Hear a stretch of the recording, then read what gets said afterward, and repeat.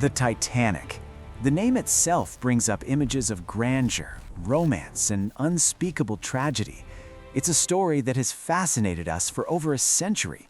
We've seen the movies, we've debated about that infamous floating door.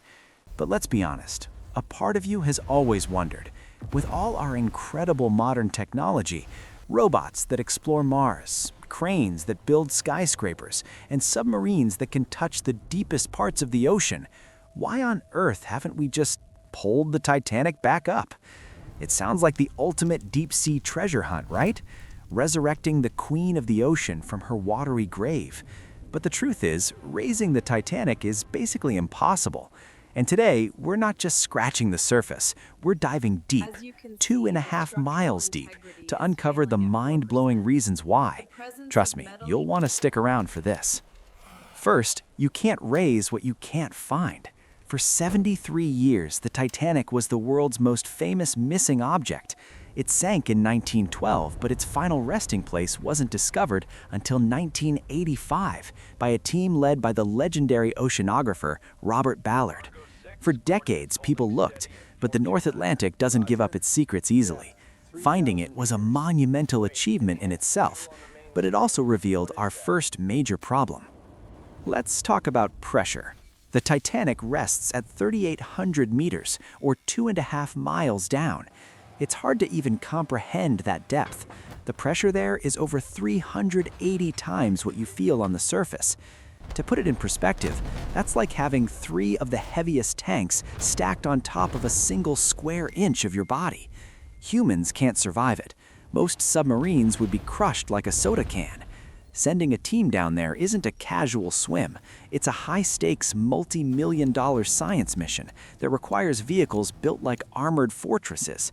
So, right off the bat, we have a location that's one of the most hostile environments on Earth. Now, just because it's hard doesn't mean people haven't dreamed up some creative solutions over the years. Oh, the plans have been wild. One idea in the 1960s was to pump the wreck full of 180,000 tons of ping-pong balls. The theory was their buoyancy would gently float the ship to the surface. It's a fun visual, but a logistical nightmare that would never work. Another even crazier idea was to encase the entire wreck in a giant block of ice. The plan was to pump the area with liquid nitrogen, freeze the water around the ship, and then this giant Titanic sickle would float to the top. The energy required would be astronomical, and the ice would likely shatter under the strain. My personal favorite, attaching giant balloons filled with Vaseline. Yes, Vaseline. Because why not? These ideas make for a great story, but they all crash into the same hard reality. The Titanic that Robert Ballard found is not the same ship that sank. After more than a century in the salty deep, she's become an all-you-can-eat buffet for a unique iron-munching bacterium named, I kid you not, Halomonas titanicae.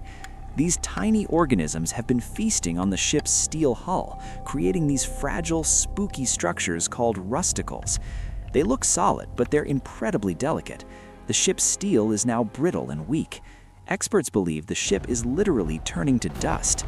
If you tried to lift it with cranes or balloons, it would collapse on itself, disintegrating into a useless cloud of rust and debris. You wouldn't be raising the Titanic, you'd be making a shipwreck smoothie. Not the glorious return we'd be hoping for. Okay, but let's live in a fantasy world where the ship is still solid. What's the price? The most conservative estimates to even attempt a recovery, with no guarantee of success, start in the hundreds of millions and quickly spiral into the billions of dollars. For that kind of money, you could fund multiple missions to Mars. You could solve major world problems. Or, buy a private island and build your own Titanic replica that doesn't sink. The financial cost is just insane for a project that has a 99% chance of ending in catastrophic, expensive failure. And this brings us to the most important and most human reason of all. The Titanic isn't just a shipwreck, it's a grave. Over 1,500 souls, men, women, and children lost their lives that cold April night. For many of them, the wreck is their final resting place. Disturbing it for the sake of spectacle or curiosity would be a profound dishonor to their memory and to their living descendants. Because of this, the site is protected by a UNESCO treaty and an international agreement, recognizing it as a sacred maritime memorial. It's a place for science and remembrance, not for salvage.